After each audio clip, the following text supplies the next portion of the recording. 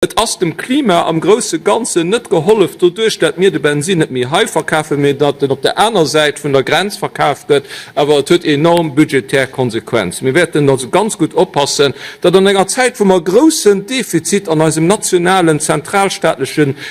Budget hunn an Gros Schulde vun diesem Land net och nach lo weiche setzen, die net zu der Verbesserung unserer finanzieller Situation beidrohen, ohne dem Klima irgendwei zu helfen.